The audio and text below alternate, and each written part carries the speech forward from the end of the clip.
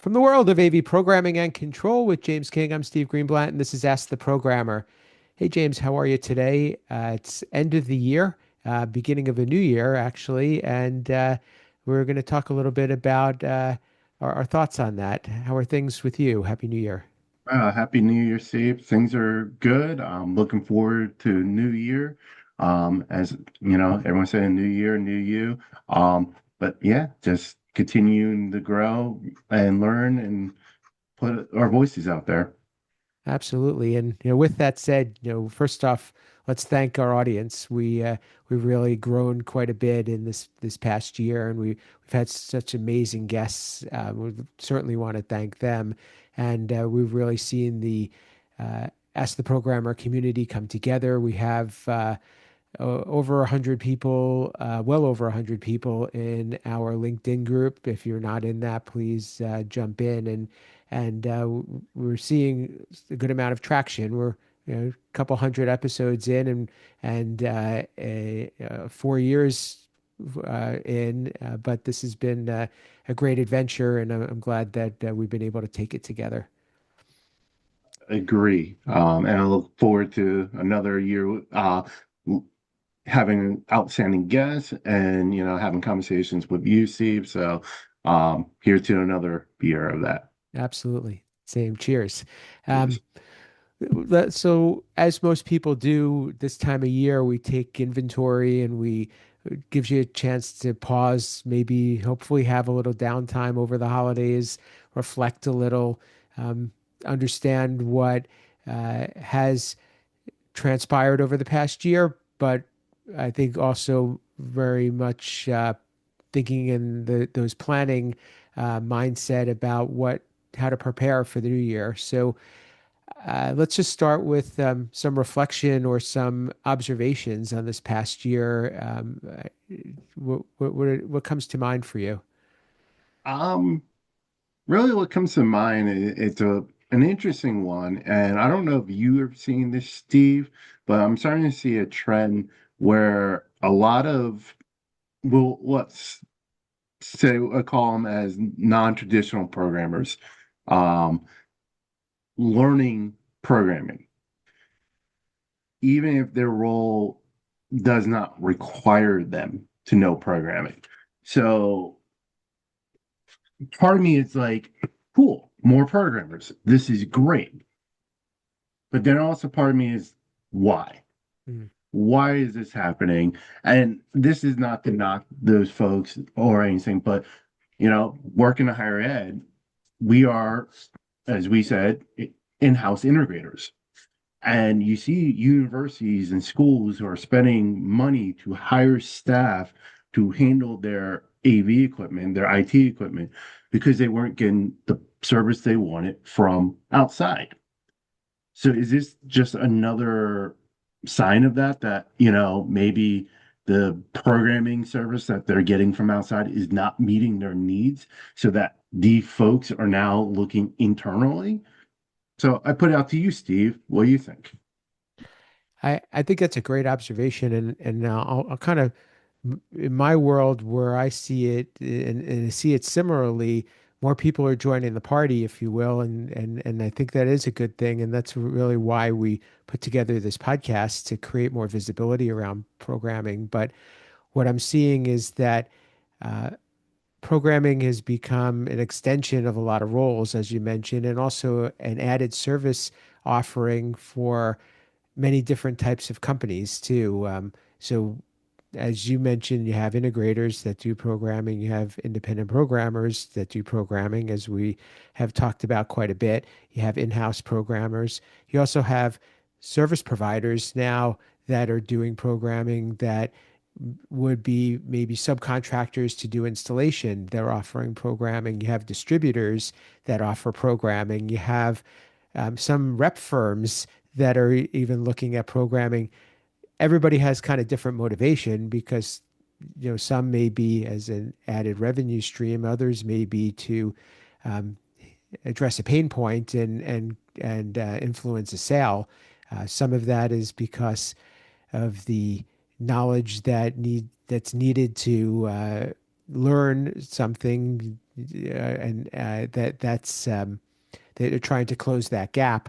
But to your point, when it comes to somebody who's in-house or and whether it's higher ed or corporate or there's a reason I think why more people are either getting their hands into programming or want to know about it, and I think it's because it's really the part of a system that touches the user the most, which we all know, and also the part of part of a system that is the most easily changed and is probably the most visible. So the clients don't really appreciate what's behind the scenes, but they appreciate how the programming works and whether it's the user interface or the functionality. But it I think the question to ask is that is this going to be a growing trend as we see more of the low code or no code solutions, because that's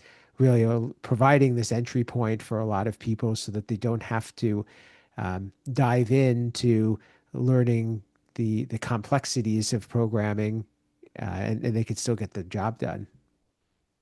Yeah, and that is a real interesting concept because this makes me think years back, long time ago, I was tasked with programming, we all know those simple smart remotes. I'm going to try to leave manufacturers out of this it's a little configurator. You go to the website, you load the configuration for the smart remote, and then you can control your consumer grade products. Well, I was tasked with setting that up for a very high profile person who, shouldn't have to worry about that. He should just use the device and be happy. After we got it all set up for him and it was all working, we went to give him training for it. And he loved the training. He's like, great. And then at the end of training, he asked, so can I have that account info so I can go make configuration changes? And we asked him, well, why? Like, if you want changes, just ask us. And he's like, well, I shouldn't have to. And we're like, but your role has nothing to do. Like, you have bigger fish to fry, I would say. Like, why would you waste your time diddling with the configurator? Yeah, and I think some of that is time or feeling like they have more autonomy or cost. But what you're saying is almost like curiosity, and that's a good thing. We want more people to understand what we do and what goes into it. But what does that mean for the rest of the programming community, and is that going to impact the opportunities that they have, or is this just mean that the needs are changing and that the pool of potential opportunities is growing? Yeah, I like how you look on the positive side of it, Steve. Sometimes I go to the negative side. Like to me, I was like, well, going back to my scenario was I thought it's like they don't trust us. They want the Yeah. control. They want to do it because they don't trust us. And like I know I hear a lot of that time, and we talked about in the past. It was like why are they paying programmers so much? Why is this line item so costly for programmers? Because it's not a tangible thing. And so part of me goes down that rabbit hole of are people learning this so they can see like, am I getting a true value or am I being snake oil? Hmm. Like, and it actually reminds me of my first programming training class I went to for AV. And I was sitting in the class, and instructor asked, like, kind of test the waters with the students in the class, asking why we were all there. And the guy sitting next to me said, my boss sent me here. He wants to know if we can do this in-house because paying the programmer is too much money right now. And by the end of the class, when he walked in, like by the end, the time we were there, You just walked in the door and say, "Fail me now." I already called my boss and told him to pay the programmers whatever they want because this is too darn hard. I actually turned to him and go, "How much are you paying?" Right, right. That's Yeah.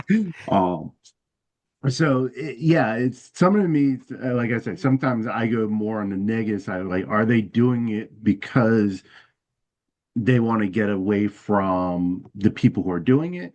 And then that makes me go down the rabbit hole is people, for the most part, are not malicious.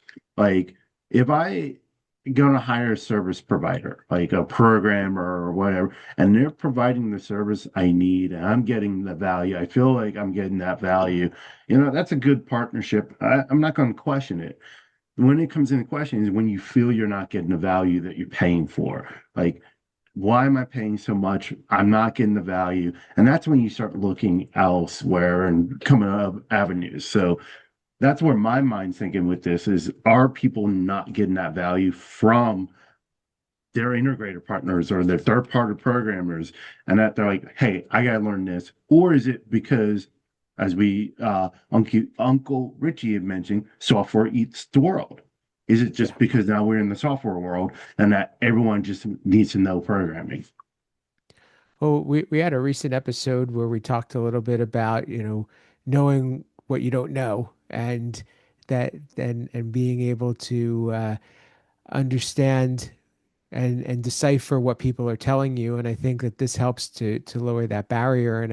And I think that there's always going to be skepticism and there's always going to be trust that you have to measure. But knowing how to how to value what people are saying and how to put it into perspective will definitely help. And I'm sure that there's going to be different situations where somebody would want to give the responsibility to a more experienced or tenured person versus certain responsibilities that they say, hey, this is going to get messy, or I'm going to need to be hands on with this. I'm going to need to do it myself. Yeah, and that's a good point. Hearing you say about especially the being able to communicate. Because I'm a big proponent of talking to our stakeholders and being able to talk to our I'm trying to, like, the word is escaping me, but our partners across the pond of IT. Like, yeah, I'm a programmer, but I can talk the networking language. I can go my infrastructure director and say, hey, this is what's going on, I'm seeing on the network. Can I program a network switch? No, I haven't gone into programming a network switch since I was in college. And yes, I did because I wanted to be a network engineer. But now I'm in AV. It's which I love. But having that conversation, I hear it from all my counterparts who's like, oh, I go talk to the network people and they tell me no, we're not doing that. And I was like, well, do you understand their pain point? Can you have a conversation with them? And that's the value of being, I can sit down and talk to my infrastructure director and we talk about IGMP snooping. I don't know it as much as he does, but I can at least have an educated conversation with him. Hmm. Yeah, those are absolute uh, benefits no matter what. And it truly is why we started this podcast is to try to break down some of those barriers, try to uh, make the conversation more public and try to address some of the questions that people commonly have. Because when we did it this many years ago, and 4 or 5 years ago, lots changed. Those questions were not as easily answered, and there was a lot of misunderstandings. So I'm glad to say that, and it is a benefit to your point earlier too.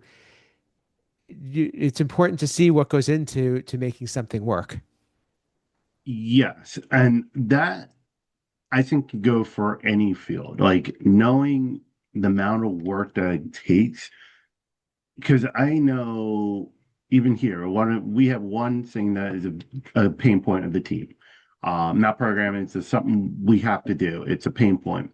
And lot of our stakeholders don't understand when it's setting up rooms for certain things. And I was like, well, we need X number of hours to do it. And they're like, why? It doesn't seem you need that much. I was like, this is everything. I would list everything we were doing. And they're like, oh, okay, we understand you need time. But then we actually ran into a situation where we had to turn the room around very quickly. Long story, not any issue on our end, but we had to turn around the room extremely quickly. So the whole building came together, which was awesome. But then they came out and they walked, they're like, we didn't know how much work you all put in for this. And I'm like, yeah, even though they were told what we did and they saw what the end product was each time, the actual work they did, they're like they had a better understanding and they don't question now when I'm like, I need 2 hours or I need 4 hours for setup. They're like, okay, no problem. That's a fantastic point, and I think we'll go to some, we'll move topics a little bit after this, but just another point of insight is sometimes also getting a fresh perspective. People can maybe say, and you've talked about this quite a bit, why do you do the things the way you do? Maybe there's more efficient ways or ways that we can make this easier for you.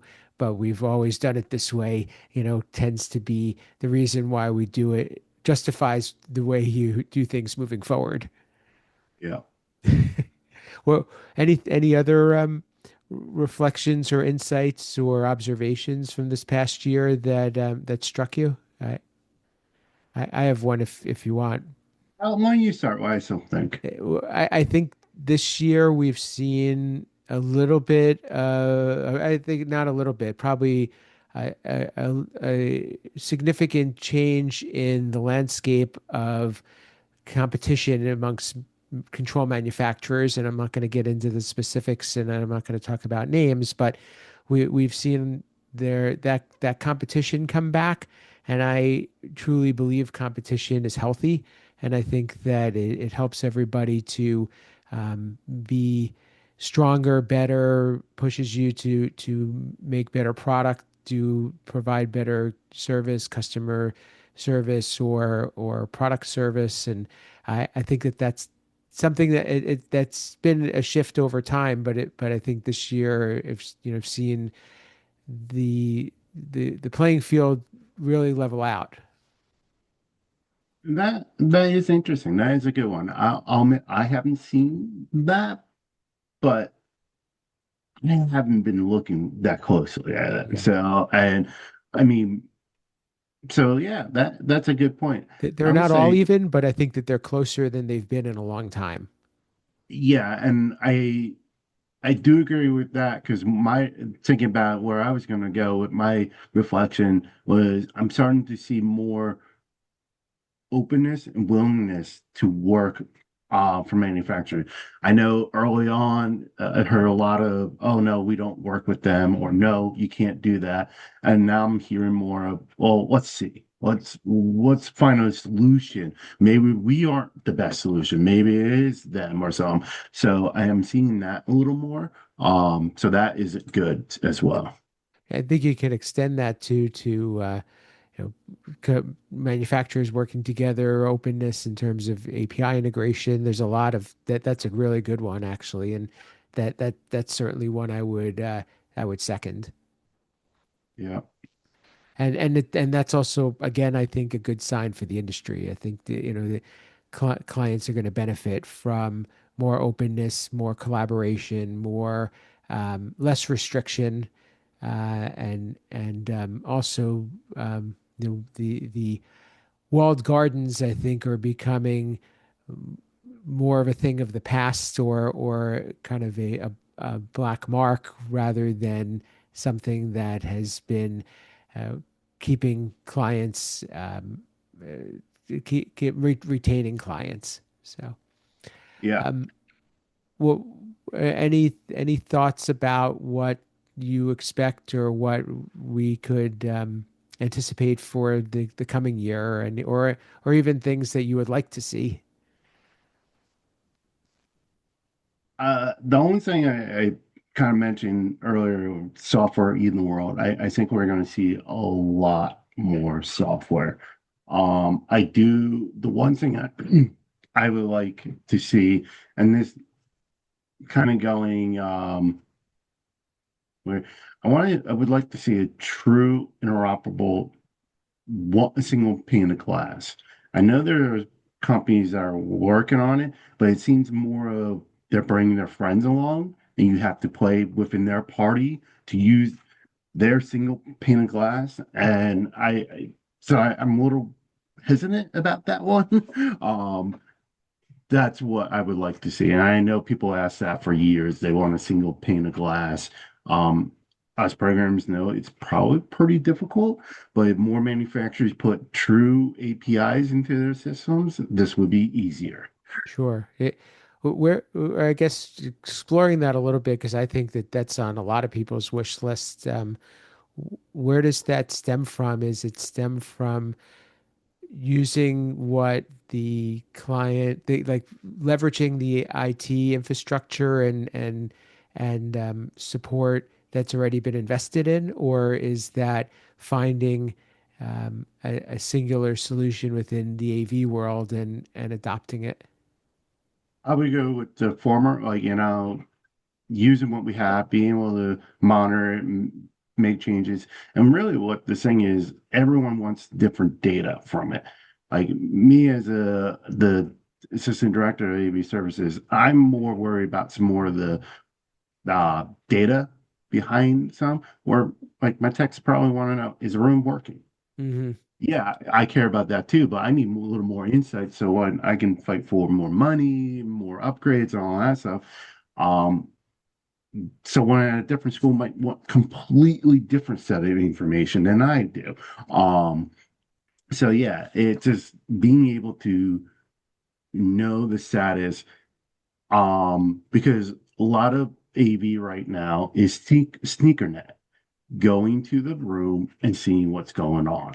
Yeah. Um, IT has gotten away from SneakerNet. They do a lot of remote things, and there's good and bad. Don't get me wrong. There are times you have to go to the room. Um, I I'm a big component of that because you I think I'm going to go too long. Sometimes you got to go to a room, but we also need to be able to do things remotely to get people up and running. Yeah, I know you could continue with that thought. I mean, I think it's a good it's well, yeah, that might be a future episode, but where you're going with it is that you need the right tools to be able to do your job and that needs to be something that is flexible and to our earlier point, it shouldn't be magic that only one person knows how to do, or you don't want to be locked into a particular platform or having to um, be at the mercy of somebody else to be able to get the data you need. So we may be a little bit that may be a stretch to accomplish in only 1 year, but I think more and more we're headed in that direction. Otherwise, I think um, there's going to be some disruption there. And we recently spoke with Jeremy Garrick from University of Michigan, and he talked a lot about how AV and IT need to learn to work together and learn from each other. And I thought that was a really good episode that would speak to this as well. So yeah, no, that very good stuff there. He was in episodes 239 and 240 in case you want to go back and listen to it. Um, well, I I think that from my perspective, we're probably going to see some more consolidation. I hope that we're going to see some more innovation, and I think that we need to figure out how to make sure that we're providing value to clients. And those are more of what I'm um, not necessarily predictions that are so insightful, but I think guidelines for having a successful future.